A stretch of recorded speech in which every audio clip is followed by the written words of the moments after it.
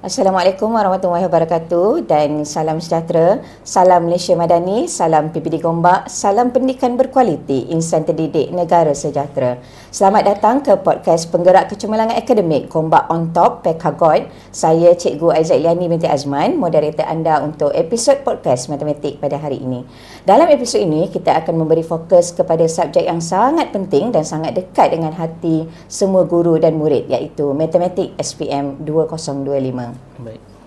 Jadi kita sangat bertuah pada hari ini kerana dengan kehadiran penceramah kita iaitu Cikgu Muhammad Sofian bin Muhammad Sayuti. Okey, Assalamualaikum Cikgu. Waalaikumsalam. Sihat ya pagi ni? Alhamdulillah. Alhamdulillah. Okey, jadi boleh tak Cikgu perkenalkan sedikit latar belakang Cikgu? Okey, boleh. Terima kasih dulu kepada pengacara majlis, kepada tuan-puan moderator. Nama yang diberilah kalau ikutkan Muhammad Sofian bin Muhammad Sayuti. Saya adalah guru kanan sains dan matematik SMK Seri Keramat. Kalau ikutkan dah menjadi seorang pendidik ni sejak November 2010, so lebih kurang 15 tahun. 15 tahun juga 15 tahun. So memang sejak posting lah, kalau ikutkan sejak posting memang saya sendiri mengajar menengah atas, Form 4 dan Form 5. Memang itulah amanat yang telah diberi dan digalas, dan untuk yang terbaru untuk 2025 ni saya diberi amanah untuk mengetuai barisan jentera jurulatih utama. Jurulatih utama daerah Gombak kan? Ya, betul. So Cikgu Aizah pun sebab kita satu kapal lah. Ya, betul. So itulah sedikit tentang latar belakang saya lah. Okey, Cikgu. 15 tahun kan mengajar dalam dunia pendidikan ni kan. Kita nak, sebelum kita masuk ke topik berat lah tentang matematik ni kan. Okey, boleh tak Cikgu kongsikan pengalaman 15 tahun ni dalam bidang matematik, macam mana membentuk cara Cikgu Sofian melihat peperiksaan SPM sekarang ini? Okey, baik. Kalau ikutkan SPM ialah bercakap tentang peperiksaan itu sendiri. Yang kita nampak lah, yang kita nampak kalau dulu zaman KBSM, kalau matematik tu kita boleh predict apa betul. Yang sebenarnya akan disediakan. Ya, kita dah tahu dah soalan nombor 1 keluar apa, soalan nombor 15 akan keluar apa kan. So bermula 2021, ialah maksudnya batch KSSM dah mula exam, dah mula untuk SPM 2021.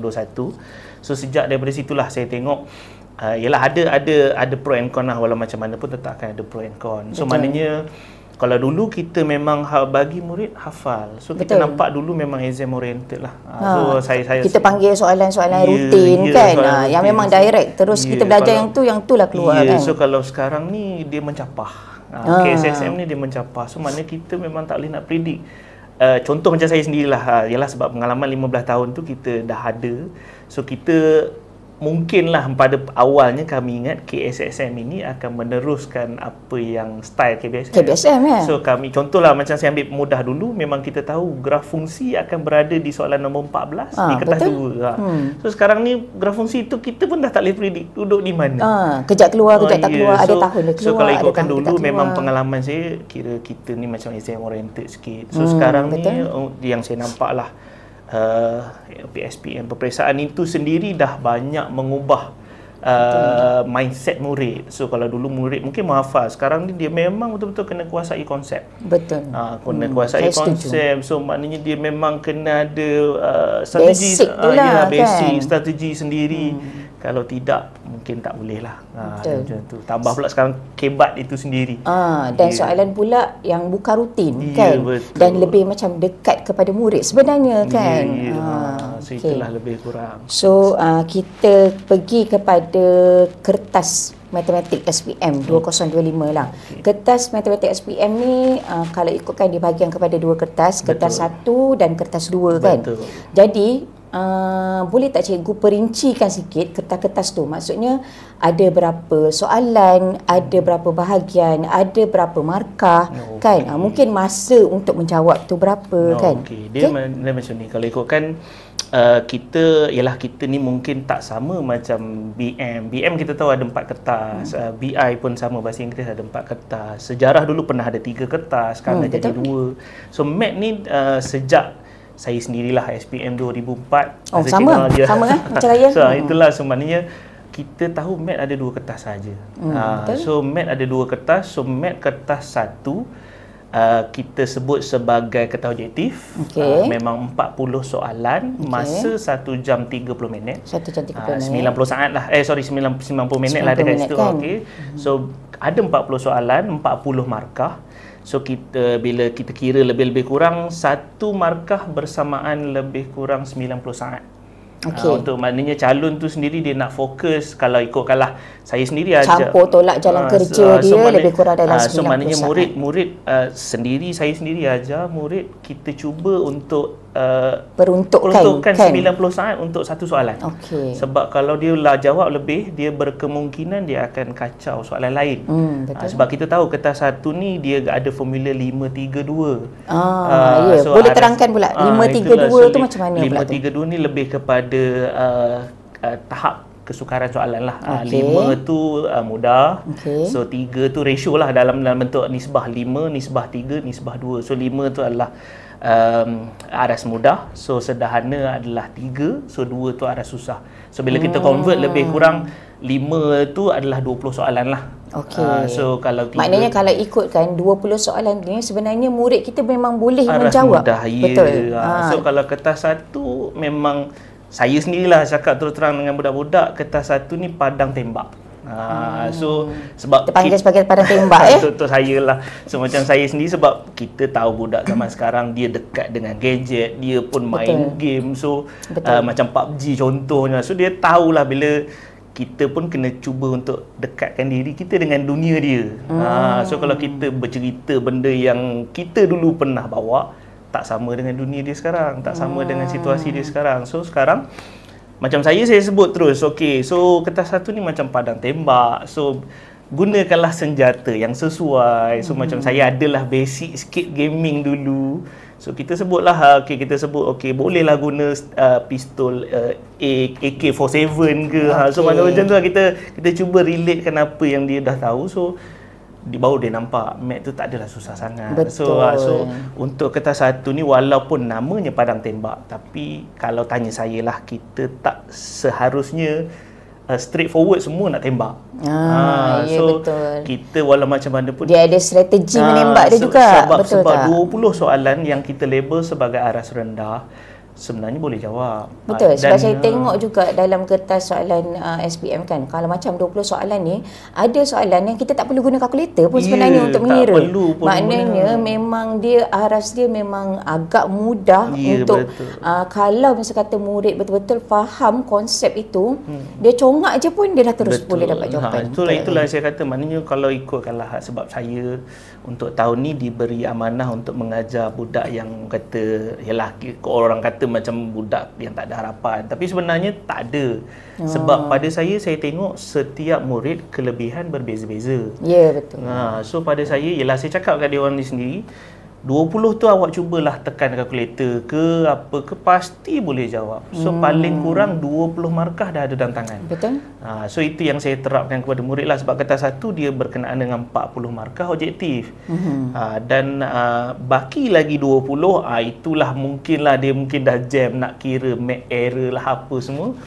Mungkin masa itulah dia rasa dia nak menembak. Tapi saya pun tak galakkan untuk dia menembak. Walau macam mana pun kita suruh dia try dulu. Tapi kalau dah masa pun dia kira pun masa pun dah nak habis, dah 10 minit, dah 15 minit dah nak habis. Kalau tanya saya cadangkanlah kepada mereka. Mungkin dia dah jawab, kita dah tahu berapa yang dia dah jawab tu terpulang. Mungkin kalau 20 dia boleh jawab, mungkin 20 markah dah dalam tangan. So untuk yang baki tu lagi 20, saya cadangkan kepada murid ini sendiri, cubalah cari ataupun kira huruf apa yang paling sedikit yang dia dah jawab dalam 20. So contohlah dia dah jawab A tu paling sedikit. So kalaulah dia kata dah nekat sangat nak menembak, saya suggest 20 yang terakhir yang baki tu tembaklah. Tapi tidak digalakkan untuk murid yang cemerlang kalau kita target betul-betul kan, maknanya murid yang memang dia target B, grade B dan ke atas tu tidak digalakkan lah, sebab kita tahu kemampuan murid-murid kita ni. Maksudnya kelas, kalau dekat sekolah tu maksudnya daripada kelas pertengahan ataupun 3/4 daripada kelas itu boleh menjawab sebenarnya kan, kertas satu tu. Cuma kertas satu ni dia soal tentang hampir boleh kita kata semua silibus apa yang kita belajar daripada form 1 tingkatan 1 sampai tingkatan 5 kan. So ada cikgu yang memang suka untuk suruh murid dia buat kertas 1 saja.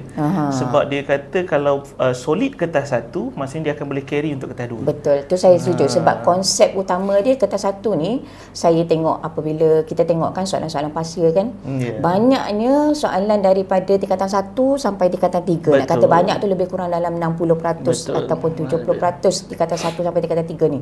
Maknanya kefahaman konsep itu sendirilah. Jadi kalau betul-betul murid boleh faham, jadi kita akan bawa kepada tingkatan 4 dan tingkatan 5 tu sangat mudah lah. Kan kalau ikutkan kita nak menjawab tu. Okey.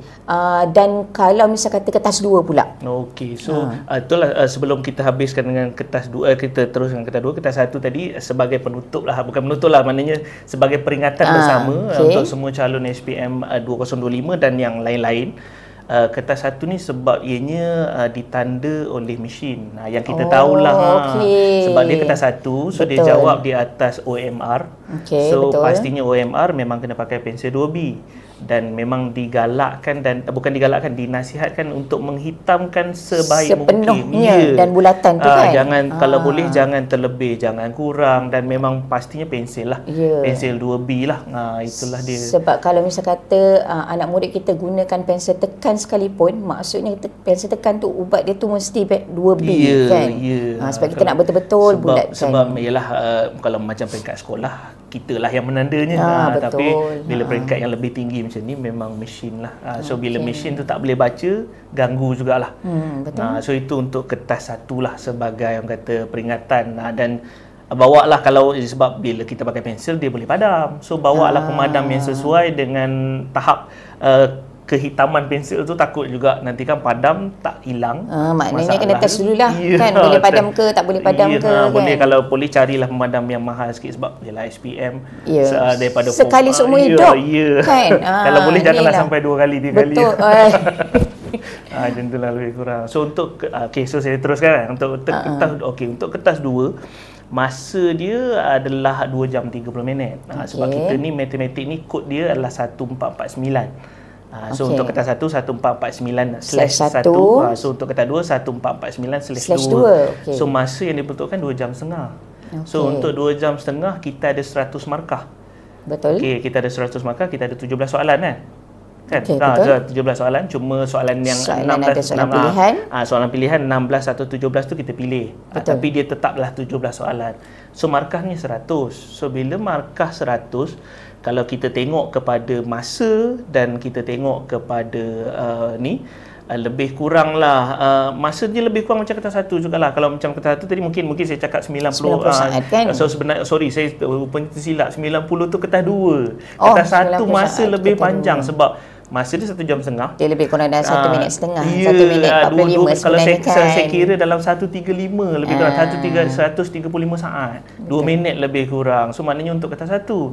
Untuk kertas 2 ni 90. So 90 saat maksudnya dalam 1 minit setengah.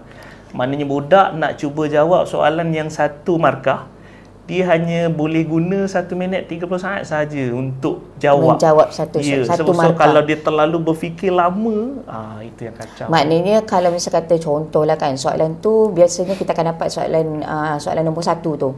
Markah diperuntukkan antara 3 ataupun 4 kan. Kita akan memerlukan lebih kurang dalam 4 minit setengah lah untuk menjawab soalan nombor 1 saja. Betul kan? Itu dari segi pengiraan kasar lah. Sebab ialah ada budak, walaupun kita kata soalan tu senang, tapi pada dia mungkin dia tak familiar. Tambah pula sekarang ni kalau ikutkan Cikgu Aizah, skebat sekarang ni dah orang kata boleh dikatakan 50% kan. 50% so 50% adalah soalan kebat sahaja. Kemahiran berfikir aras tinggi. Sebenarnya kalau kita nak kata soalan kebat pun tidak juga sebenarnya, sebab dia banyaknya soalan ni melibatkan situasi harian kita je sebenarnya. Betul tak?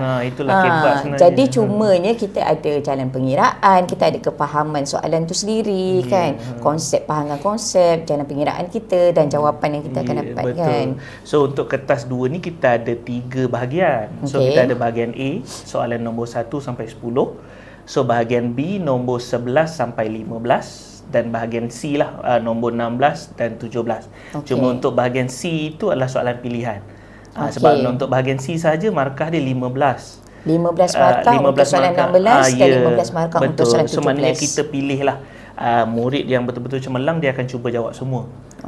Sebab biar dia tapi markahnya macam mana tu? Kalau 15 dengan 15 tu? Walau macam mana pun kita akan ambil yang terbaik. Markah yang tertinggi, yang terbaik. Mungkin nombor 16 dia yang tinggi, kita ambil 16. Ataupun mungkin 17 yang tertinggi, kita ambil 17 lah. Jadi kalau misal kata murid tu tak sempat lah, maknanya murid akan perlu pilih sama ada nak menjawab soalan nombor 16 ataupun soalan nombor 17. Kekuatan dia di mana? So maknanya sebab soalan nombor bahagian C ni lebih kepada campuran bab. So betul. Untuk soalan nombor 16 gabungan 17 topik-topik yang kita pernah belajar beberapa kan, bab yang diletakkan dalam satu soalan, yang mana 16 tu kadang-kadang sampai 16A sampai 16D. Betul. 17 pun sama, 17A sampai 17D. So itu cerita tentang kertas 2 bahagian C. Untuk bahagian B memang ada 5 soalan. Kita mengundur pula kan. Tak apalah. Tak apa, boleh je. Kita terangkan bahagian A dulu kan. Tak apa, kita pergi bahagian A. Kita pergi bahagian A lah. Kita buat kelainan, boleh. Kita buat backward boleh. Sebab kita mungkin dah biasa ke depan. So tak apa, alalang sebab bahagian C kita dah sebut. So bila tengok bahagian B, ada soalan nombor 11 sampai nombor 15. Markah dia dalam lingkungan 8 ke 12 markah, lebih kurang untuk setiap satu soalan. Betul. So maknanya soalan itu memang wajib jawab semua, tak ada pilihan. Dia pun ada pembahagian dia juga, A, B, C juga kadang-kadang kan. So maknanya soalan, contohlah nombor 11 mungkin ada 11A, 11B, 11C, tapi markah dia dalam lingkungan 8 ke 12 lah. Dan bila kita tambah ke semuanya, markah dia akan jadi 40 lah untuk bahagian B sahaja. Untuk bahagian B sahaja 40 markah. Bahagian C 15, bahagian B 40. Cuma untuk bahagian A, so bahagian A tu 10 soalan. Soalan 1 sampai soalan 10. Betul. So markah dia lebih kurang 3, 4 markah sampailah 5 markah, 6 markah macam tu lah lebih kurang. So 3 hingga 6 lah markah dia untuk setiap soalan. Sekecil-kecil seminimum 3 markah dan mungkin maksimum boleh pergi sampai 6 markah. Tengok atas apa yang nak diuji. So mat kertas 2 itulah style dia, cuma markah dia 100 A, B, C. So kita tambah ketiga-tiga bahagian, itulah 100 markah. Okey, jadi kita dah cerita pasal markah kan. Perincian soalan tu pula. Jadi macam mana pula dengan topik-topik yang diuji dalam, contohnya tadi kita dah ceritalah kertas 1 tu kita macam saya cakap kan, lebih kurang 60% adalah soalan menengah rendah. Betul. Jadi kalau misal kata macam kertas 2 pula, jadi boleh ke kita predict pula bahagian A tu topik apa, bab apa, bahagian B tu bab apa, bahagian C tu bab apa? Kalau ikutkanlah macam saya cakap awal tadi, KSSM ni kita susah sikit nak predict. Sebab ialah sebab saya sendiri SPM 2004. Lepas tu kebetulan kita pun dah diajar daripada awal untuk tengok soalan dan kita dah predict awal soalan. Macam dulu saya rasa kita dalam 3 bulan yang terakhir tu, kalau misalnya kata kita pulun dengan soalan-soalan terakhir tu, confirm SPM, confirm A punya. Dulu kita panggil A1 kan? Kita A1, A1, A2. So sekarang dah ada A plus kan, A minus, A solid. Kalau ikutkanlah memang susah nak predict. Sebab saya sendiri pernah buat prediction, pernah buat ramalan. Kita pernah buat ramalan mengatakan bahawa cukai pendapatan dah nampak trend sentiasa keluar. So mungkinlah kali ni keluar cukai yang lain. Dia macam tu. So tapi bila kita tengok, tapi kita nak cakap pun saya rasa macam 2 tahun lepas pun still keluar juga cukai, masih lagi keluar cukai pendapatan, sama ada pendapatan individu ataupun pendapatan bersama. Sama. So itu saya kata, saya just cakaplah kat budak, janganlah terlalu fokus, tapi berdasarkan analisis cikgu, kita tengok trend soalan ni dah diuji sentiasa sejak 2021 dah ada dalam SPM. Memang nampaknya contoh cukai pendapatan tu sentiasa ada. So mungkinlah kali ni lain pula. Tapi meleset. So tak boleh nak predict. So, sebab kita ada 5 cukai. Bab cukai ni ada 5. Dalam tu ada subtopik, ada cukai pintu, cukai pendapatan, cukai motor, kenderaan. so cukai jalan, macam-macam lah. So maknanya banyak benda lagi. Kalau bab cukai ni kan, biasanya cikgu nampak dia lebih kepada bahagian A ke lebih kepada bahagian B? Kalau tanya saya, mungkin bahagian B, bahagian yang A pun ada menjurus kepada 8 ke 12 markah tu lah kan. Ya. Kalau ikutkan itulah macam saya katalah, saya pun tak berani nak predict sebab macam saya sendiri, walaupun mungkinlah kita ajar budak yang agak agak perlahan special sikit, istimewa sikit dari segi kelainan akademik dia ni. So jadi pendekatan dia lain sikit lah kan. So ada yang saya tersenggol. So maknanya kita nak katakan kalau tak ajar langsung, kesian juga budak kan, dia sebab bab ini sekarang KSSM dah memang dekat dengan budak. Ya, sebab saya tengok kan majoriti bila kita dekat sekolah lah kan, kita bagi soalan-soalan percubaan kan, budak akan pilih soalan sama ada percukaian ataupun insurans. Sebab dia biasa dengar. Bukan dia biasa dengar, maksudnya dia lebih suka ke arah itu. Jalan pengiraan yang tidak melibatkan algebra, pemboleh ubah begitu kan. Jadi pendekatan murid tu dah lebih kepada soalan direct macam tu kan. Dia dah tahu jalan pengiraan dia. Cuma yang saya nampak sebab bab-bab yang barulah, kalau kita sebut sebagai bab barulah, bab moden lah. Sebab zaman kita tak ada. Zaman kita tradisional je kan. Saya dulu memang gemar satu bab yang kita sebut sebagai bumi sebagai sebuah sfera. Itu soalan nombor 7, soalan nombor 16. 16 saya soalan kertas 2 yang memang wajib keluar. So pada saya itu adalah bab yang agak tinggi level dia, tapi saya seronok buat. Tapi macam sebab cita-cita sebenarnya nak jadi jurutera ke apa? Tak ada kalau ikutkan sebab juruterbang.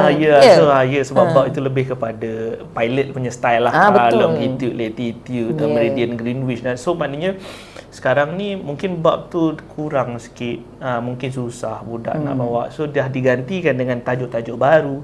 Macam Form 5 kita ada cukai, kita ada insurans. Lepas tu kita ada ikutkan apa lagi cukai dan insurans pun pembahagian dia banyak juga kan. Kalau macam Form 3 kita tengok ada simpanan pelaburan. Pengurusan keuangan tingkatan 4 so sekarang Form 4 ni kan. pengurusan keuangan. So 4 itu dah kira bab baru. Macam Form 4 ni kita tengok rangkaian dan teori graf pun bab baru. Betul. So kita dulu tak ada. So kalau ikutkanlah susah nak predict. Alayalah kembali kepada soalan tadi, payah kita nak meramal. Cuma apa-apa saya akan ajar semualah. Betul. So cuma ada bab yang kita boleh pergi deep ke dalam, ada bab yang mungkin kita touch surface sikit, tapi kita tak adalah orang kata sentuh sekadar lalu, sebab kita tahu ada 1 atau 2 markah yang dia boleh dapat. Kalau betul. Kita ajar walaupun surface tapi 1 atau 2 markah dia boleh dapat. Mana tak adalah dia tengok soalan tu terus dia skip untuk kata 2. Contohnya macam dia bagi perbelanjaan tetap, perbelanjaan tidak tetap. At least dia tahu perbelanjaan tetap tu apa, so kalau dia keliru pun tak adalah kan? sebab mungkin kita ajar surface. So tak adalah mungkin dia boleh jawab sampai dalam, tapi paling kurang dia ada idea untuk jawab. Betul. Sebab kita nakkan markah tu sebenarnya. Betul. Untuk kertas 2. So maknanya kita boleh tengoklah, kalau tanya saya dari segi bab mana yang mungkin budak boleh jawab. Boleh skor lah. Maksudnya sekarang ni kan macam saya rasa Cikgu Safian pun ada buat analisis soalan-soalan kan. Jadi macam kita nak bagi tahu dengan murid kita sekarang ni, topik mana ataupun tajuk mana yang murid boleh fokus supaya dia boleh dapat markah yang banyak. Okey dari segi kalau dari segi analisis, sebab kita cikgu mat. Betul. So kita cikgu mat, kita memang bermain dengan analisis kita memang bergerak dengan data. Betul. So maknanya kalau tak ada data, kita pun susah nak berhujah. So bila ada data, cuma mungkin hari ni saya tak bawa data tu, tak apa, nanti kita akan ada siaran lain. Okay? Betul. Kita akan ada YouTube live kita. Nanti kita akan ada hari YouTube. Sabtu. Pada hari Sabtu jam 8.30 malam. So masa tu kita akan tunjukkan terus. Sebab dia lebih dekat dengan, yalah budak pun boleh tengok secara terus daripada phone dia sendiri atau laptop dia sendiri, apa yang kita cuba cakapkan dan apa data yang sebenarnya ada. So dari segi analisis kalau tanya saya lah, bab yang boleh menjadi kegemaran murid dan dia boleh jawab, contoh antara bab yang markah besar macam bab 7 Form 5 sukatan serakan. Sukatan serakan data terkumpul. Manakala kita belajar sukatan serakan data tak terkumpul tingkatan 4 kan. Sebab kita belajar yang tu Form 4 pun kita belajar tak terkumpul. So Form 5 pun kita belajar data terkumpul. So dia basic mengira variance semua sisi yang awal. Cuma untuk yang Form 5 ni lebih pada graf lah. Dan budak saya sendiri pun suka untuk jawab macam dia soalan suka melukis graf. Ya, soalan sama melukis ada graf. histogram ataupun polikon kekerapan ataupun Dan ogif. sebenarnya kalau ikutkan itulah basic, orang kata ialah mungkin dulu pun itulah bab antara bab favorite kita lah. Ya, betul. Cuma dulu mungkin namanya lain. Betul. Mungkin dulu nama lain. Dan bab ini juga dia ada basic dia yang mana tingkatan 2 memang sebenarnya murid dah belajar dah, iaitu mood, median, mean. Maknanya kemahiran tingkatan 2 tu perlu dibawa kepada tingkatan 4 dan tingkatan 5. Betul tak? Jadi contohlah macam mengira mean lah kan. Berapa markah diperuntukkan untuk mengira mean sahaja? Mengira mean kalau tak silap saya lah 3 markah. 3 markah 3 markah. Maknanya, kalau salah betul kan lah. Betul. Sebab Cikgu Aizah pun terror sebenarnya. Kita rujuk pada yang pakar. Jadi macam contohlah, kalau misal kata dia dapat soalan tingkatan 4. Mengira mean maknanya dia masukkan saja data, perkan dengan jumlah data itu, terus dia akan dapat markah kan. Jawapan tu kan 3 markah. Maknanya ialah orang kata yang golong macam mean tu dia teknikal. So maknanya kalau tersilap tulis, habislah.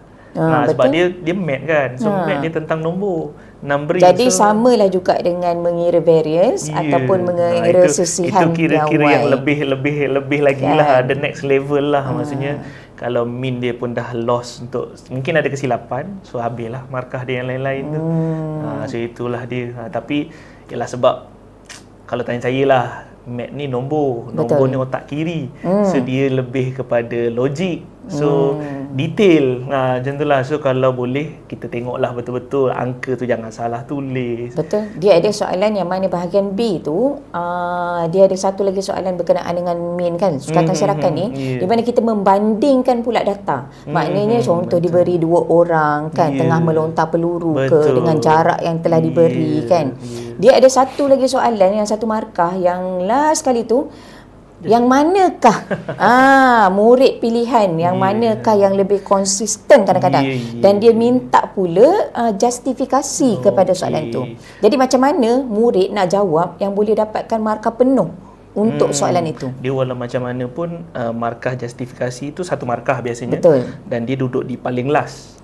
Dan sebelum tu kalau ikutkan dia kena, murid tu sendiri kena betul lah pengiraan daripada daripada mean dan sesihan piawainya. Kalau tidak memang rugilah maksudnya. So kalau dia dah betul daripada atas, dan yang terakhir tu justifikasi. Justifikasi ni kalau tanya saya lah lebih kepada huraian ayat.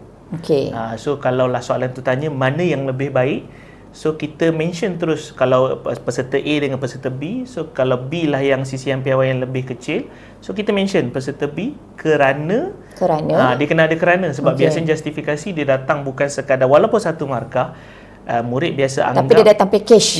So walaupun murid rasa macam dia dah jawab yang mana yang paling rendah, betul dah, tapi dia expect dapat 1 markah. Tapi tidak. Tapi so dia tidak menghuraikan kenapa dia pilih murid nama itu sebenarnya. Pun justifikasi. So maknanya kena huraikan, kena bagi tahulah. So maknanya kalau lah dia kata yang rendah itu adalah B, yang maksud sisihan piawai yang terendah adalah B, peserta B. So kita kena dia mention peserta B adalah maknanya peserta B kerana sisihan piawai dia lebih kecil, menandakan dia lebih konsisten. Macam itulah. Tu jawapan yang kita nak. Jadi murid kena ingat, dia kena tulis peserta mana yang dia pilih dan huraiannya kerana murid itu mempunyai sisihan piawai yang lebih rendah dan lebih konsisten. Memang ayat tu memang perlu ada. Kalau tanya saya, walaupun panjang tak berbaloi, yalah ada orang kata tak berbaloi dengan 1 markah, tapi kalau itulah yang diperuntukkan, macam mana kan. So maknanya kalau tidak, sebab mat tak ada markah setengah. Betul. Lepas tu selain daripada tajuk sukatan syarakat, apa lagi tajuk yang Cikgu Safian rasa murid kita ni boleh dapat full mark lagi? Sebab macam saya sendiri, budak saya tengoklah, sebab kita dah mengajar ke SSM ni ialah first batch dah SPM 2021. Lebih kurang dalam 4 tahun kan. So maknanya kita dah tengok bab baru ni banyak. Contoh macam tadilah saya kata rangkaian dalam teori graf. Mungkin zaman kita SPM tak ada. So untuk sekarang benda tu mungkin dekat dengan budak. Sebab dia nampak macam bab itu lebih kepada bercerita tentang bandar. Sebab kita ada bucu, bab tu ada bucu, bintik. So itu bandar, ibarat macam tu lah. So dia ada tepi tu budak jalan raya kita lah kan. Budak kata jalan raya. So maknanya kalau tanya saya lah, saya cakap budak, okey, hari ni kita nak belajar cerita bab rangkaian. Ending dia nanti akan jadi Datuk Bandar, contohlah, jadi Menteri Besar. Sebab dia ibarat macam bab itu planning mengajar kita untuk letak bandar. Macam mana betul nak hubungkan bandar. Macam mana. So saya tengok bab jadi budak tu sebagai pemerintah, jadi dia tahu nak letak bandarnya di mana, jalan raya di mana. Itu yang saya nampak lah. Dan memang budak memang suka jawab bab tu. Betul. So, bab tu memberi markah yang banyak jugalah kan. Contoh macam dia akan minta melukis pokok, kan, melukis subgraf, melukis pilihan pokok yang mana jalannya lebih terpendek, laluan dia lebih terpanjang, laluan, lepas tu berapakah bila yalah, mana biasa laluan kena lalu semua, lepas tu ataupun tak lalu semua. So maksimum, minimum, ada daripada mana bandar mana ke bandar mana pula, kan, macam itulah lebih kurang. So kalau tanya saya, itu antara bab ialah bab baru yang mungkin budak suka. Betul. So macam saya macam itulah lebih kurang. Banyak lagi sebenarnya kalau kita nak kupas sebab form 5 8 bab. So form 5 saja 8 bab. Kata 5 dah 8. Kata 4 dah 10. Belum pergi low form lagi. Saya rasa lebih kurang 60 lebih juga bab kan. Okey, selain daripada tu mungkin kita boleh bercakap lagi beberapa bab lah kan, untuk kita nak bagi murid kita ni betul-betul tahu okey bab mana yang dia boleh rasa dia boleh bawa dan dia boleh tulis dengan betul, dan dia boleh memberikan markah yang lebih banyak. Ada lagi tak pilihan bab kalau ikutkan tanya saya, budak penakulan logik form 4 pun dia suka, operasi set pun boleh sebenarnya. Yalah, dia walau macam mana pun basic daripada sekolah rendah. Lepas tu masuk ke menengah rendah. So kalau basic tu tak kukuh, kalau kita cakap bab ini senang ke apa pun, dia pun tak boleh nak cakap apa kan. So kalau tanya saya lah, itu antara, sebab saya juga buat analisis item lah. Setiap kali murid saya exam, kita tengok kekuatan tu duduk di mana, soalan mana favourite budak. So memang nampaklah contoh kita akan push dekat situ sahaja. So walaupun ialah pada peringkat asal saya nak kata bab ni sentiasa keluar pun kita tak berani. Tak kan. Tapi dia ada satu bab lagi yang macam contohnya macam metrik kan. Dia sebenarnya pengenalan metrik tu sendiri asalnya daripada kaedah persamaan linear serentak kan, menengah rendah, mana kita akan gunakan sama ada penghapusan ataupun teknik penggantian. Okey, jadi apabila tingkatan 5 diperkenalkan pula dengan metrik. Jadi saya rasa murid suka juga, agak suka juga, dan mengikut kepada macam kita tengok soalan-soalan pasia tu banyak memang hampir setiap tahun. Boleh katakan setiap tahun. Analisis menunjukkan memang akan keluar soalan metrik. Tapi soalan metrik ni kalau dulu kita jawab rutin, kalau sekarang bukan rutin. Dia bermula dengan ayat yang panjang. Kadang-kadang macam itulah. Jadi pandangan Cikgu Safian kan, bila dengar ayat yang panjang tu kan, ayat yang panjang tu, apa strategi kita supaya, contohlah kan, macam soalan ketaksamaan. Ayat dia satu muka surat.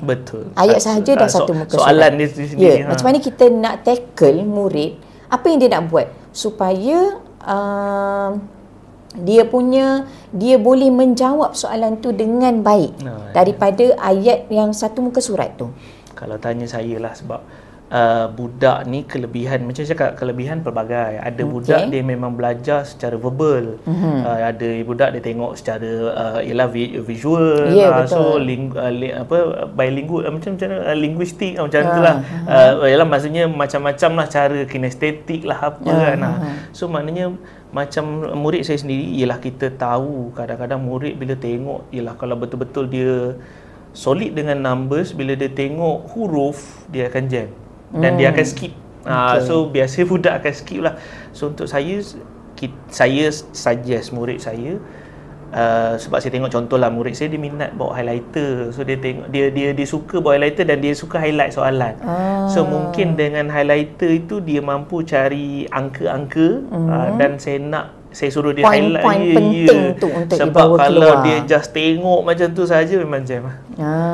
So betul. itu antara sebab kita tahu highlighter tu boleh guna. Betul. Cuma setakat ni saya just pesan kepada murid saya hanya guna kuning je.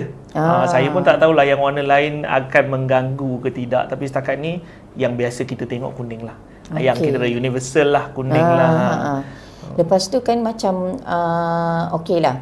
Kalau masa kata contohlah macam saya pun kadang-kadang kita menggunakan, ada cikgu yang menggunakan kaedah pembacaan 2 kali.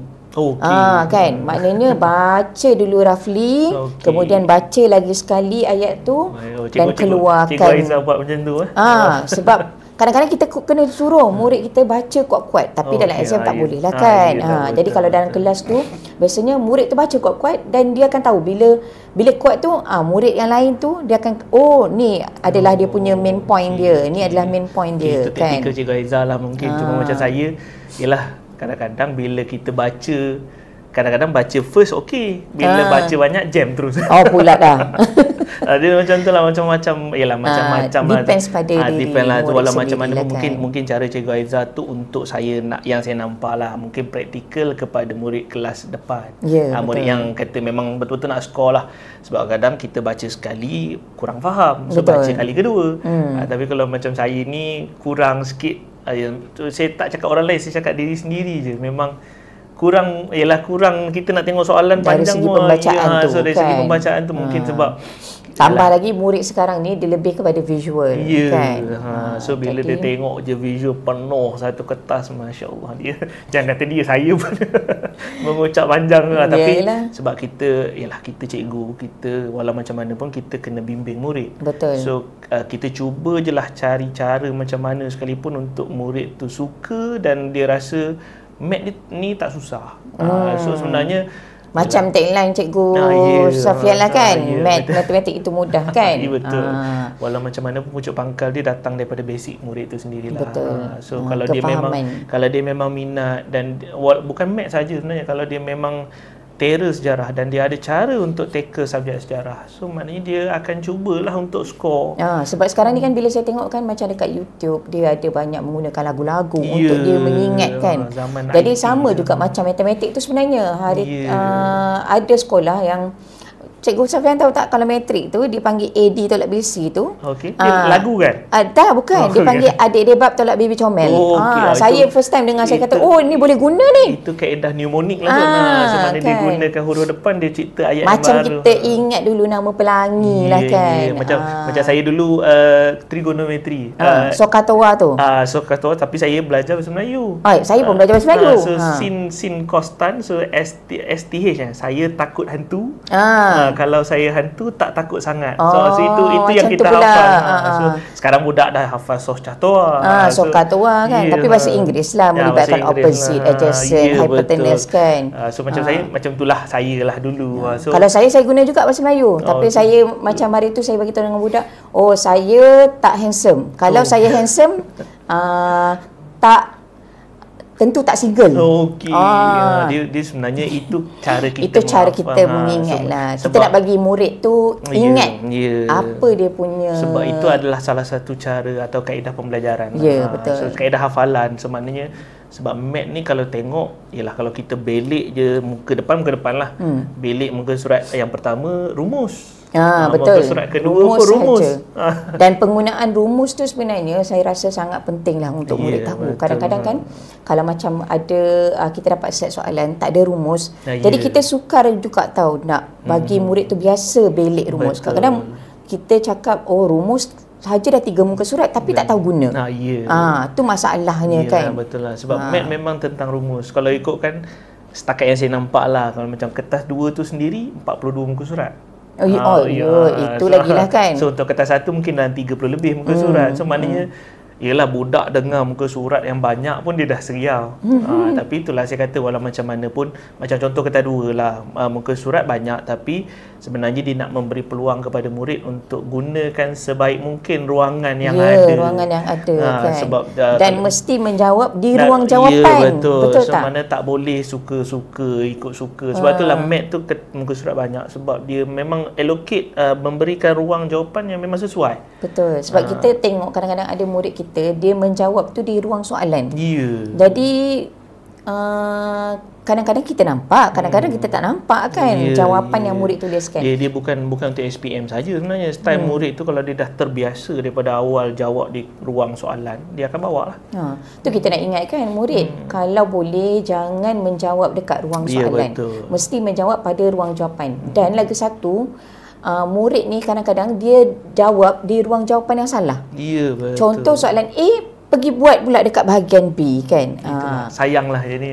Sayanglah dari segi markah tu, sebab ialah kita tengok, kita masa budak sebelum SPM lagi pun kita dah tengok style budak macam mana kan. So mana yang kita boleh tegur dengan harapan dia tak carry on dalam SPM lah. Tu kita nak kena betulkan apa yang macam dia salah. Contoh kan? Saya cakap macam kertas 2 lah. Kertas 1 memang settle lah dengan pensil. 2B, jangan pakai pen pula kertas 1 kan. So untuk kertas 2, murid saya memang galakkan, bukan wajib galakkan untuk guna pen. So ada murid dia dah terbiasa dengan pensil, saya pun tak paksa dia untuk beralih ke pen. Kalau dia nak guna pensel lah, macam mana tu? Kalau dia walau macam mana pun style menjawab sama. Tak tahulah, takut pandangan kita berbeza, tak tahulah. Cuma kalau mungkin Cikgu Aizah tak setuju, boleh je tambah, tak ada masalah. Tak, maksudnya adakah murid tu macam perlu menulis jawapan tu pekat ke, pekatkan sikit so, kalau ikutkan standard kita dah guna 2B, kertas 1 sebab kita SPM nanti kertas 1 dulu. Betul. So lepas tu baru kertas 2. So memang dah bawa pensel daripada kertas 1. So kertas 2 dia akan guna pensel, mungkin pensel yang sama atau jenis yang sama, 2B. So dia tulis je macam biasa, tak ada masalah. Cuma kenapa wajarnya ataupun kenapa relevannya saya galakkan pen, sebab ialah kadang-kadang pen ni lebih jelas tulisan dia. So macam pen hitam, cuma janganlah pakai pen dawat cair pula. So macam-macam ni kan. So maknanya macam-macam jenis pen. Macam-macam jenis pen. Lepas tu ialah orang kata murid ni macam-macam. So kalau tanya saya galakkan bolpen biasa. Kalau dia dah terbiasa dengan pen, teruskan dengan pen. So kalau dia nak cuba pen, tapi bukan untuk SPM lah, dia baru nak cuba, kena cuba daripada awal lah. So cuma masalahnya bila pen, correction tape lah. Sebab kita rasanya untuk SPM tak dibenarkan. Kan? Sama ada correction tape ataupun liquid paper. So kalau ikutkan dari segi SPM ataupun exam-exam yang lain pun sebenarnya kalau salah potong je. So potong, sebab kalau dia correction tape nanti dia tulis balik atas tu, boleh jadi tulisan di bawah timbul lah. Kan? Tulisan di bawah tu timbul, ganggu jawapan atas. Betul. Habis. Tak nampak apa dah. Okey, kalau misal kata contohlah, kita kan ada bab-bab yang kena melukis graf, transformasi, melukis pula image ataupun objek kan, ataupun melukis yang rangkaian melorik ketaksamaan kan. Prefer yang pen ke ataupun pensel? Penggunaan pen sebab kalau konsep ialah sebab saya kata saya galakkan kertas 2 pen. Betul. Tapi kena tahu bukan semua soalan boleh pakai pen. Sebab bila datang tentang lakar atau lorik, biasanya pensel lah. Macam graf kita nak kena lukis, lakar, lorik, lukis memang pensel lah. Sebab macam soalan graf kita nak lukis paksi apa semua memang pensel. Nak lorik pun ketaksamaan ke operasi set ke memang pensel. Untuk lakar, kadang-kadang lakar kita perlu melakar graf sin kostan, trigonometri, nisbah dan graf fungsi trigonometri. So kita pakai pensel sebab ruangan tu itu je. So kalau lah contoh, saya ambil contoh graf trigonometri, kalau dia dah lukis pakai pen, habis. Tak ada ruangan lain dah. Betul. So itulah mungkin kena pakai pensel, ikut atas kesesuaian. Kalau murid baca dia nampak lukis atau lakar atau lorik, pensel lah. Okey, so keyword dia lukis, lakar, lorik, murid kena guna pensel. Kita galakkan guna pensel. Memang bukan galak lagi dah. Memang wajib guna pensel lah, sebab kita nak mengelakkan. Jadi jawapan-jawapan lain, perkiraan jawapan boleh menggunakan bolpen sendiri lah kan. So, tapi ialah dia bukan wajib, tapi galakkan. Terpulanglah, jangan tangankan nanti kan ada pula yang kata saya kata wajib pun tak boleh lah. Tak adalah. So next lah kan, soalan saya, kalau misal kata contohlah Cikgu Safian tengok analisis kan, soalan mana yang sukar?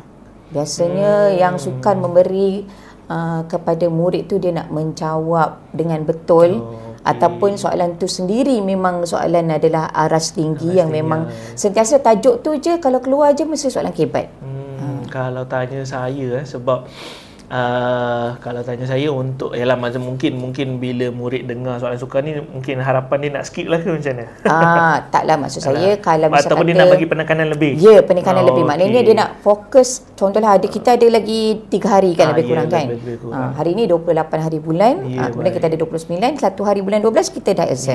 Sebenar matematik SPM. So, jadi contohlah kalau soalan yang sukar tu, kita nak bagi penekanan tu, apa soalan tu yang agak kita boleh lebih. Kalau tanya saya lah secara peribadilah, sebab kita mengajar, cuma saya ni mengajar form 4, form 5. So form 3 dan lower form ni memang tak pernah berada lah. Tapi walau macam mana pun bila form 4, form 5 kita kena menyambut murid tu daripada lower form. So kita nak kena polish so nak kena polish secara tak langsung. Guru form 4, form 5 ni memang kena tahulah silibus menengah rendah. Betul. So kalau tanya saya macam contohlah simpanan dan pelaburan.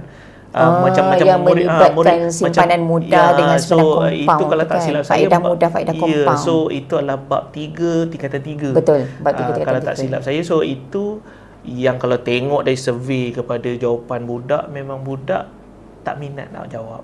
So ada budak dia akan cuba untuk merapati saya dan cuba untuk tahulah yang mana mungkin bahagian mana yang dia kena bagi penekanan apa semua. So tapi budak yang dia tengok je ayat pun dah jam sebab bab tu banyak ayat kan. Betul. So bila pembacaan tengok, dia lagi kan. So walaupun kita kata itu adalah antara bab baru, tapi bab baru yang pada saya mungkin banyak benda yang boleh disoal.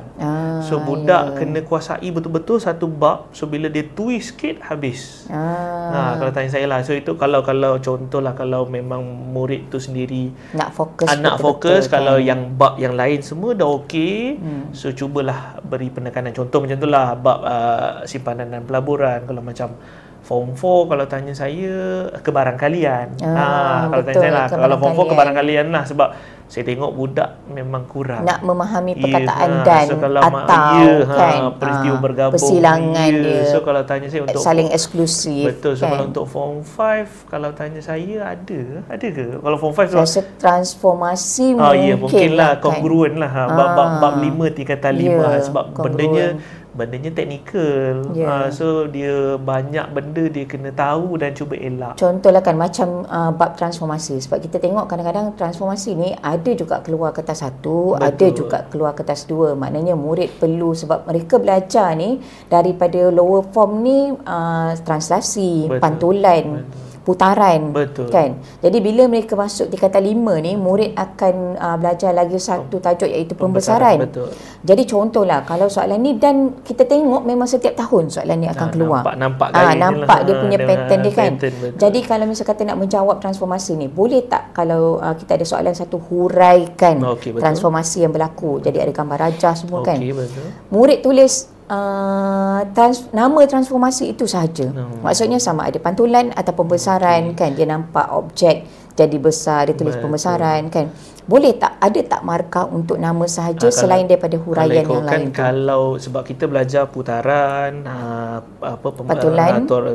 pantulan, translasi di menengah rendah. Lepas tu pembesaran di form 5. So maknanya kalau dia guna keyword yang betul, walaupun ialah maknanya mungkin sebab kalau soalan huraian tu biasanya melibatkan gabungan transformasi.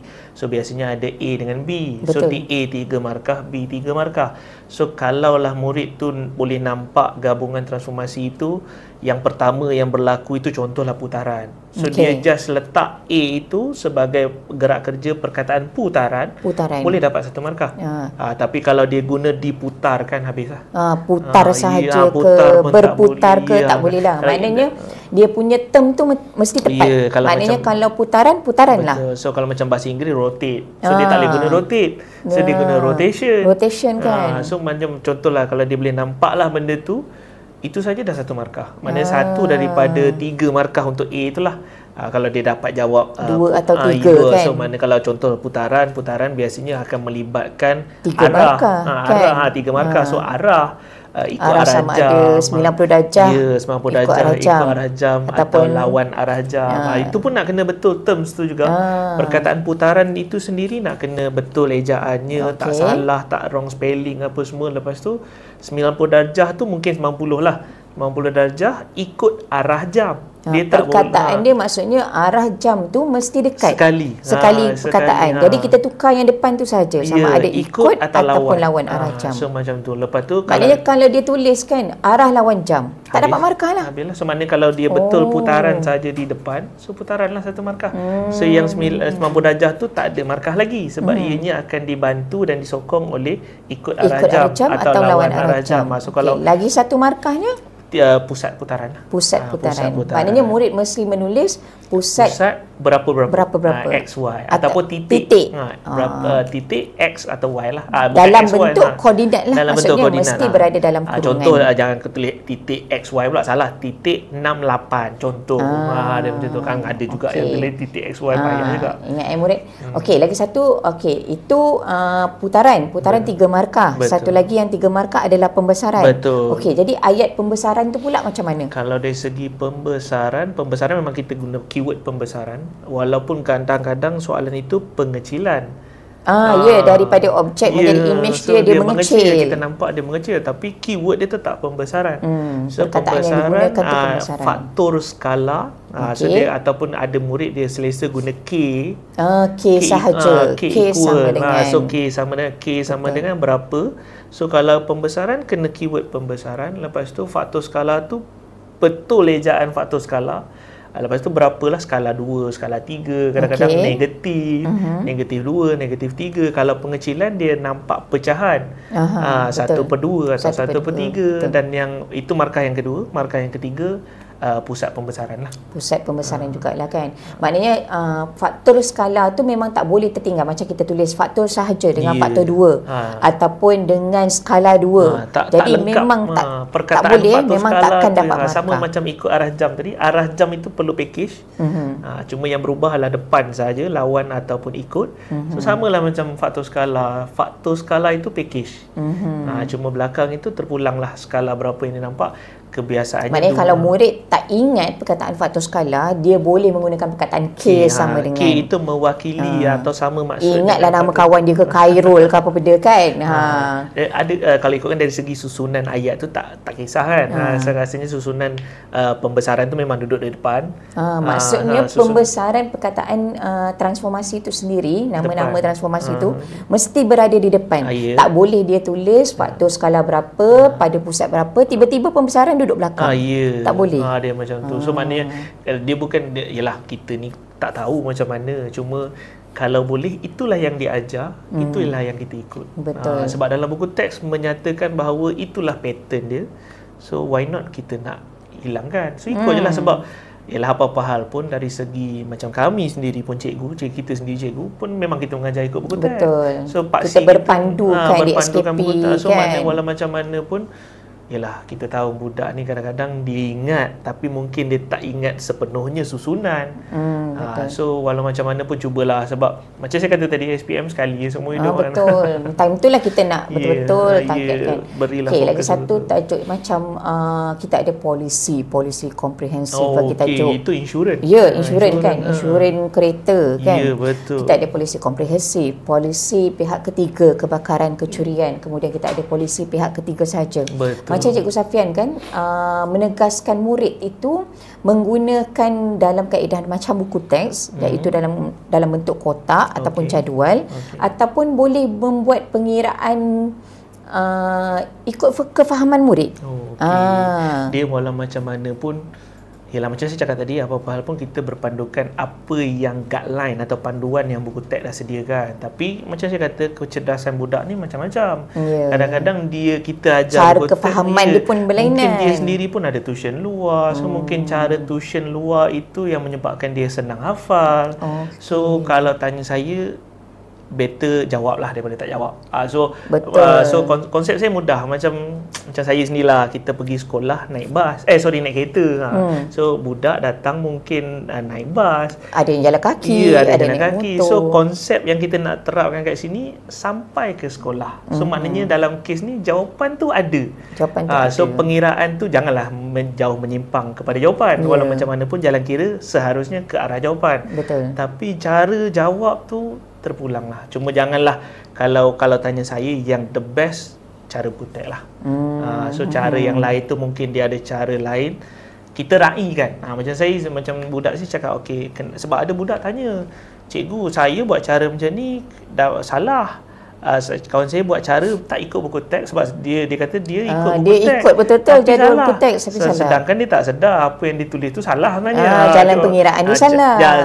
Mungkin angka dalam tu yang salah, tapi step dia betul. Tapi dia mungkin dia nak argue lah. So biasalah budak kan. So bila kita tengok, bila kawan dia jawab macam ni, cara ni bukan buku teks tapi markah penuh. So saya cakap macam tu je, kita raikan, sebab yalah dia mungkin dah belajar di tempat lain, cara dia yang lebih senang. Jadi tugas kita sebagai cikgu untuk memahami apa yang disampaikan. Tapi sebaik mungkin kita guna buku teks lah. Sebab apa-apa pun buku teks. Cuma yang lain-lain tu kita raih, jangan kita tolak mentah-mentah. Sebab kadang-kadang memang itulah cara dia, kita terimalah. Okey, bercakap tentang angka lah kan. Ada murid kadang-kadang dia menulis jawapan tu menggunakan titik perpuluhan. Betul. Ada yang beri jawapan dalam pecahan. Betul. Kan? Ada juga pecahan kan, kita ada pecahan tak wajar, pecahan bercampur, nombor bercampur. Jadi bagi Cikgu Safian lah kan, apa jawapan yang lebih tepat untuk kita beri dalam kertas tu? Kita nak tulis dalam kertas tu, apa jawapan paling tepat? Adakah boleh tulis ketiga-tiga jawapan? Ataupun kita nak pilih salah satu sahaja daripada pilihan? Dia kalau ikutkan, kita memang tak galakkan budak tulis pelbagai versi. Sebab contohlah macam jawapan itu pecahan. Ada budak dia bagi pecahan pun dia bagi, perpuluhan pun dia bagi, pecahan tak wajar pun dia bagi. Habis semua dia tulis. So kalau tanya saya, kita stick dengan satu jawapan. Kalau tanya saya untuk bab, contoh macam Cikgu Aizah sebut tadi, yang biasa melibatkan pecahan, contoh macam bentuk bentuk geometri, bulatan, biasanya dia melibatkan pi kan. Pi 22/7. So dia akan menyebabkan jawapan itu sendiri keluar. Jawapan itu sendiri yang ending dia akan jadi pecahan atau perpuluhan. So kalau tanya saya, daripada awal saya memang tak galakkan murid bundar. So maknanya jangan guna perpuluhan. Ya, jangan guna perpuluhan. Maksudnya kalau kita dah guna perpuluhan, maksudnya dia, ialah kadang-kadang murid ni dia tak salin semua. Sedangkan jawapan kalkulator tu angka dia panjang. Kalau dia sanggup salin semua, maksudnya okeylah. Tapi orang kata ialah prevention better than cure. So maknanya apa-apa kita cakap dulu, guna sahaja jawapan pecahan daripada awal. Selagi belum jawapan akhir, gunalah pecahan. Pecahan tak wajar, biasanya murid saya galakkan guna pecahan tak wajar lah. So biar dia jawapan ending dia tu tak lari. Sebab jawapan akhir biasa murid terpulang lah. Biasa murid saya dia akan guna perpuluhan. Tapi itu syarat untuk jawapan akhir, dan kita memang tekankan 2 titik perpuluhan. Kalau dia bagi lebih, tak ada masalah. Saya rasa pun, kalau macam saya pun, kalau kita ingatkan murid-murid, memang setiap soalan yang dia dapat bagi jawapan dalam 2 titik perpuluhan. Sebab kita dah terima macam-macam soalan. Sebab sekarang ni banyak soalan berkaitan duit kan. Bila kita melibatkan tajuk pengurusan keuangan, faedah, simpanan pelaburan tu kan. Lepas tu kita melibatkan soalan insurans, percukaian, banyak melibatkan duit. Betul? Duit kita pun banyak keluar. Jadi memang kalau misalnya kata soalan-soalan duit tu, saya tengok memang dia perlukan 2 titik perpuluhan. Kalau ikutkan logiknya, sebab duit kita ada sen. Betul. So walau macam mana pun sen tu dalam 2 titik perpuluhan. 39 sen pun tulislah 39 sen. Kalau ikutkan, jangan walau macam mana pun ialah langkah paling selamat ialah itulah caranya. Betul. So walau sebab 2 titik perpuluhan tu kalau ikutkan standard lah untuk mat. So kalau dia bagi lebih itu tak jadi masalah. Yang kita risau dia bagi 1 titik perpuluhan. Jadi itu yang masalah. Nak ingatkan jangan bagi 1 titik perpuluhan, terutama sekali bagi tajuk yang melibatkan duit. Ya, betul. Lepas tu yang melibatkan duit jangan pula bagi 3 titik perpuluhan. Itu tak logik pula. Jadi tak logik pula. Kita nak sebut macam mana sennya kan. Jadi 1 dengan 3 tu tak boleh lah. Jadi kalau nak selamat untuk semua bab, kita gunakan 2 titik perpuluhan. Cuma saya risau sebab budak, saya tahu Cikgu Aizah pun mengajar matematik tambahan kan. Sebab matematik tambahan dia dah terbiasa. Lain pula sebab matematik tambahan katanya 3. Ya, 3 titik perpuluhan, 4 titik perpuluhan kan. So itulah bolehlah bezakan sedikit lah kot. Sebab kalau mungkin budak yang at mat dia dah cemerlang, dia mungkin akan bagi jawapan dalam mat itu sendiri sampai 4 titik perpuluhan. So tak apa, kita terima je. Cuma yang kita risau ni yang bagi 1 titik perpuluhan lah. Dia macam tu lah lebih kurang. Okey, kita nak tanya pula tentang contohlah bagi murid-murid yang lemah ni. Okey. Apa metod ataupun cara dia nak kejar SPM ni, 1 hari bulan 12 ni kan.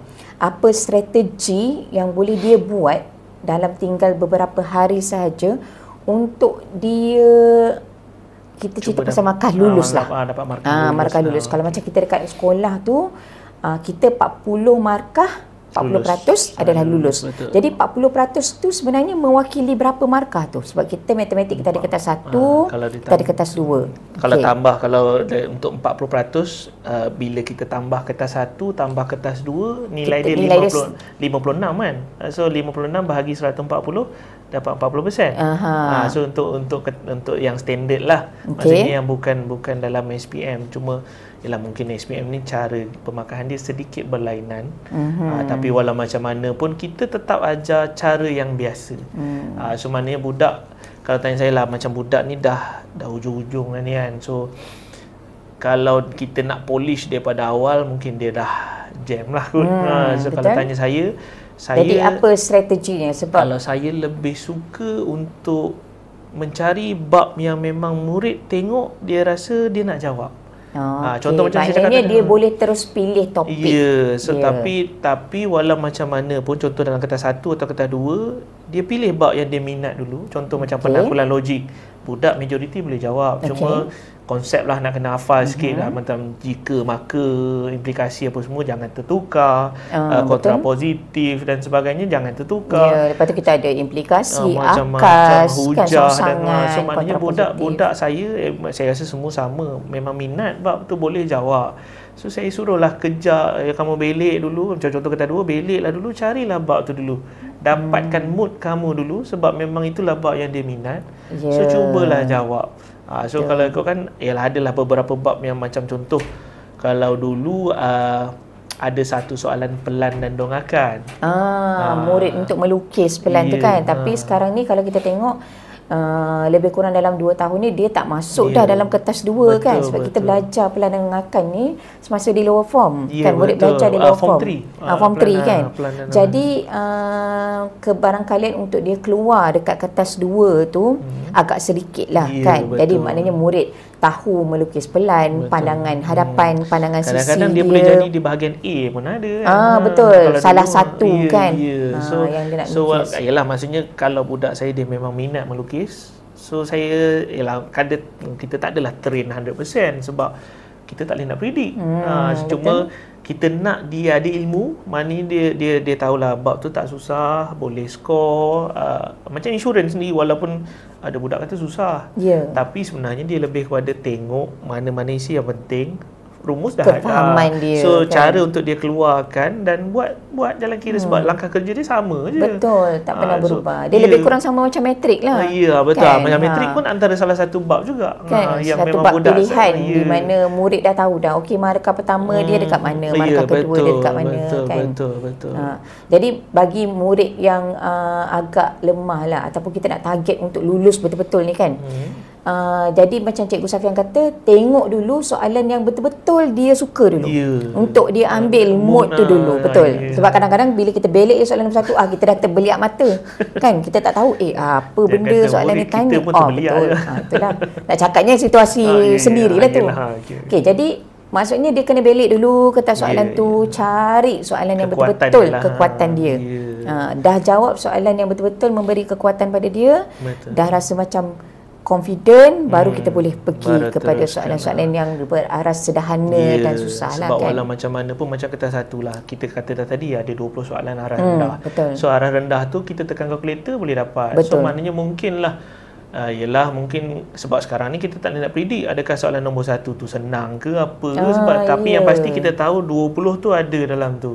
Adakah 532 ni terpakai untuk kertas 2 juga? Kalau tanya saya, nampak yang setakat yang saya tahulah, pengalaman saya sendiri kertas 1. Tak tahulah, takut Cikgu Haiza ada terdengar untuk kertas 2 menggunakan nisbah yang sama. Sebab kalau kita buat analisis item tu, penggunaan markah tu adalah juga dia melibatkan pengiraan markah tu kan. Pengiraan markah tu. Mungkin maksudnya soalan itu 1 markah, 2 markah adalah aras rendah lah kot. Tapi itulah kertas 2 markah dia 3 kan. So mungkin 3 itulah kot arah rendah kot. Tapi tak boleh nak kata juga lah sebab dia bercampur kan. Dia bercampur. Kadang-kadang dalam satu soalan tu dia bermula dengan rendah, lepas tu dia naik ke sederhana. Dia macam tu. Lepas tu mungkin dia end up dengan tinggi. Macam soalan metrik lah. Sekarang ni saya tengok pattern, kalau kita tengok percubaan pun, soalan-soalan percubaan, kita kata metrik tu boleh soalan target kita kan. Maknanya murid tahu 5 markah tu nak dapat daripada mana. Tapi dia ada satu lagi soalan kat bawah tu, sama yang macam justifikasi tu juga kan. Satu soalan di mana melibatkan pendarapan metrik. Betul.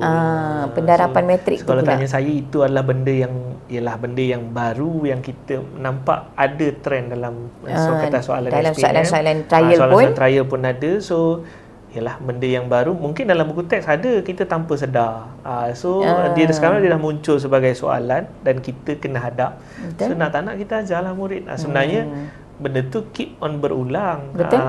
Sebenarnya saya rasa kalau misal kata murid dia baca soalan tu pun, bila dia dah dapat jawapan yang untuk A tu kan, soalan B tu, dia baca soalan tu pun sebenarnya kalau ikut pada kefahaman dia sendiri, setakat pengiraan dia saja, congak pun dia boleh dapat jawapan. Tapi sebabkan dia nak dalam bentuk pendarapan metrik tu, maknanya dia kena melibatkan pendarapan metrik untuk 1x2 darab dengan 2x1 kan, metrik 2x1. Cikgu Haiza pun di mana dapatlah jawapan metrik 1x1. Sebab kita kadang-kadang kena sebab sayang Cikgu Safian, bila kita tengok kan murid menjawab tu, dia dapat jawapan itu.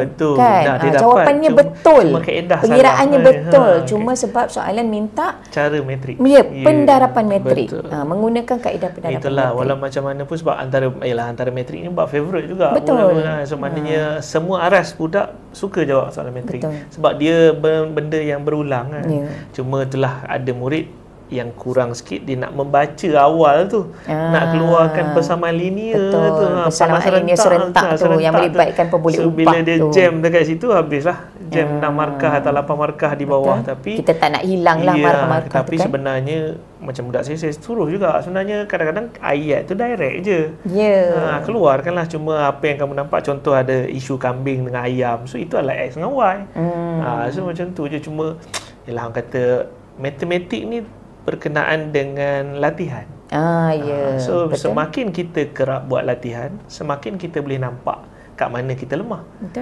So at least satu soalan ataupun satu bahagian lah. Sekarang ni kita panggil satu bahagian tu 1 hari untuk cuba buat kan? Tapi itulah latihannya. Kita tengok budak macam-macam kan. Kadang-kadang hari ni kita ajar metrik dah pulun dah, hampir separuh hari dah. Esok dia lupa. Esok kita beralih kepada bab yang baru. Sebelum nak beralih ke bab baru, awal-awal tu kita nak try sikit dengan metrik, dia lost. So mungkin, tapi kita harap dia persediaan murid-murid kita untuk SPM tahun ini dah memang kira 80% dah nak sampai, nak tinggal 20% tu lagi nak ditulis di atas kertas jawapan tu kan. Okey, itu bagi murid yang memang nak skor lulus. Okey, sekarang kita bercakap pula tentang murid yang nak skor A. Memang betul-betul nak sama ada A- ataupun A solid ataupun A plus kan. Tapi bagi murid-murid yang cemerlang ni kan, apa yang perlu mereka buat dah sekarang ni.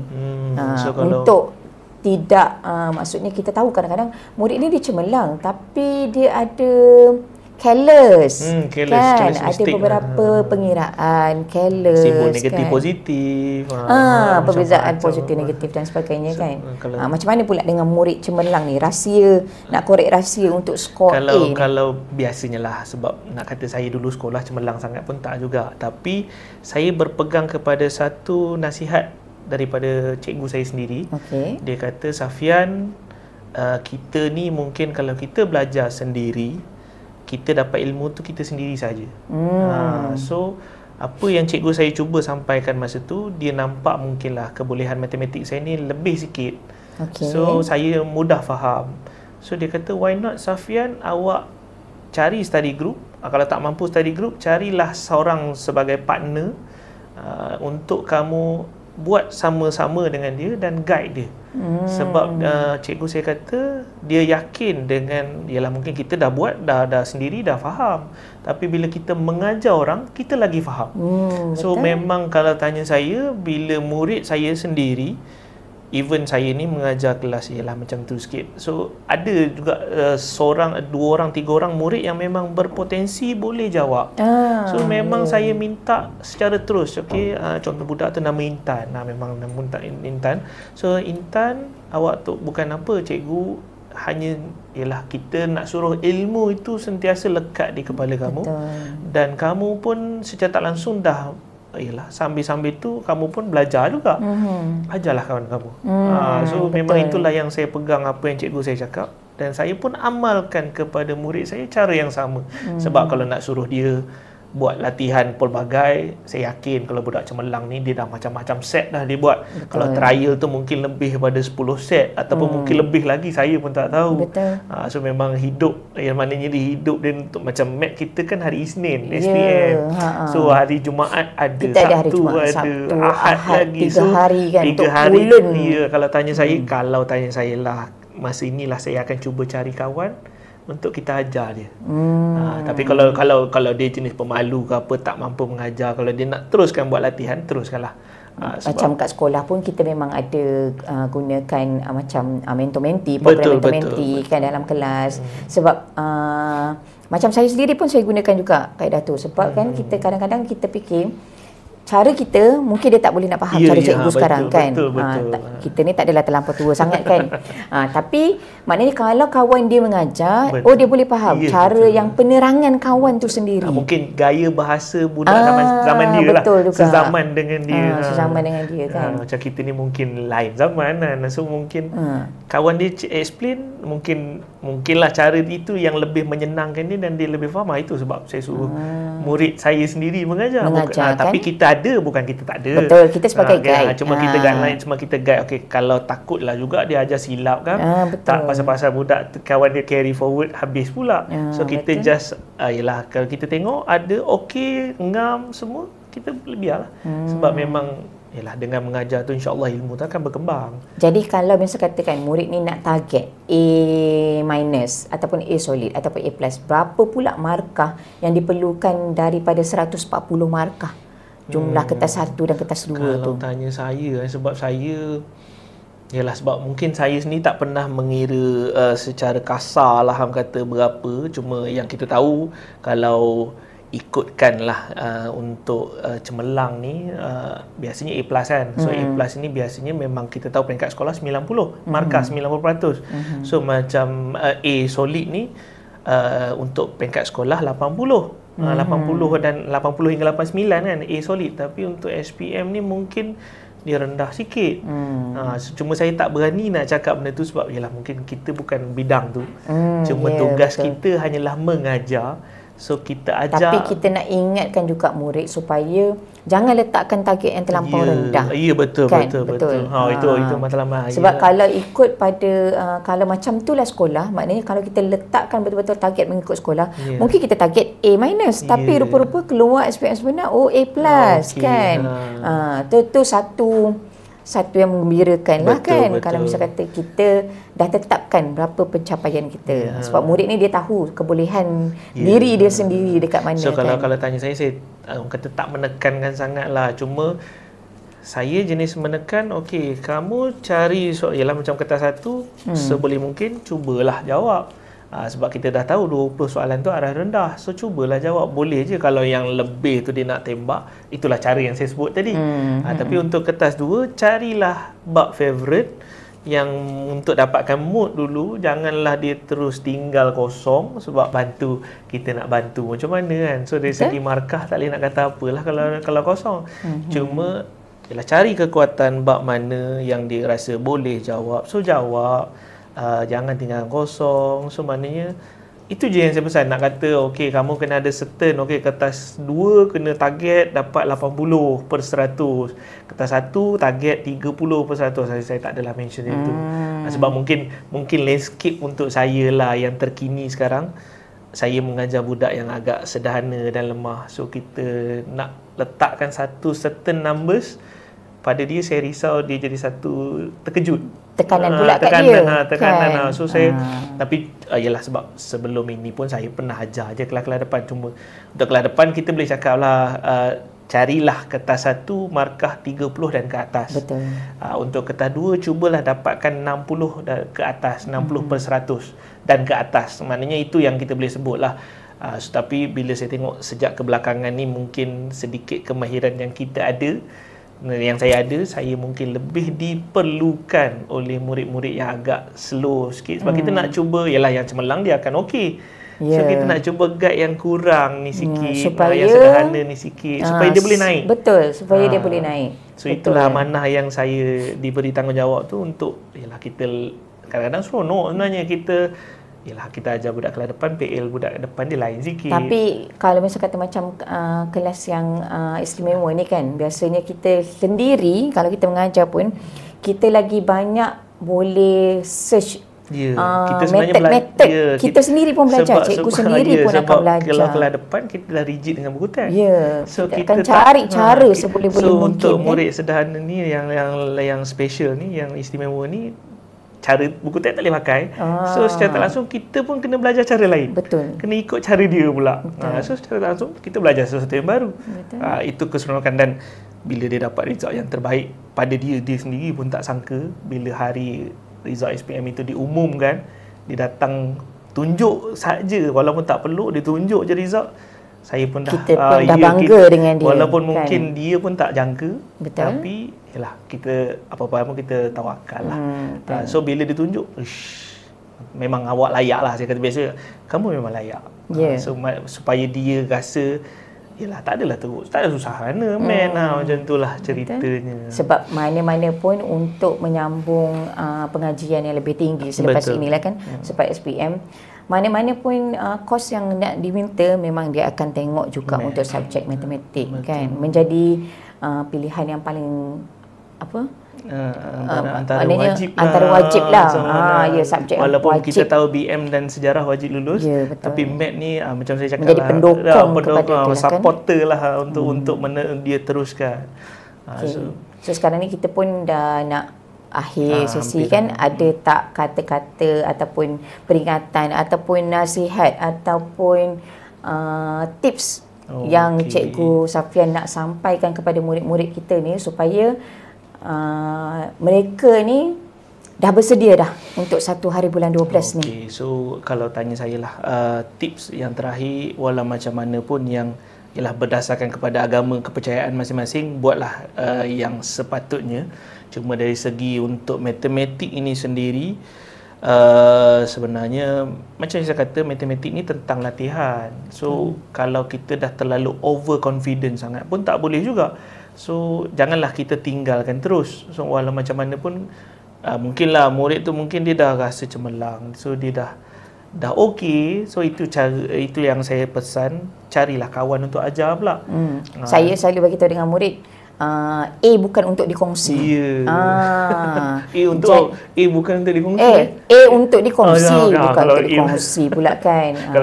A memang untuk dikongsi. Jadi bukan awak nak kata dulu, kalau budak-budak ni kata, cikgu yang datang awal tu dah ambil semua A. Tak kan. Maksudnya A tu untuk semua orang. Ya, untuk semua. Maknanya bukanlah A tu hanya tertakluk kepada budak pandai. Tak ada. So maknanya sekarang ni untuk tips lah ujung-ujung ni orang kata yalah, kau tanya saya, teruskan latihan, cuma bagi yang mungkin dia rasa kurang sikit buat latihan, perbanyakkan. Betul. So yang terbaik carilah cikgu, maksudnya rapatilah cikgu-cikgu kamu.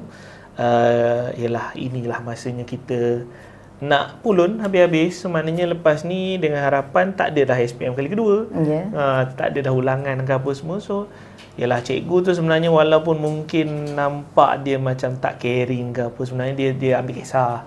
So kalau kamu datang berjumpa, murid-murid calon sini datang jumpa untuk minta nasihat, untuk ni, dia akan okey je, dia akan ajar je.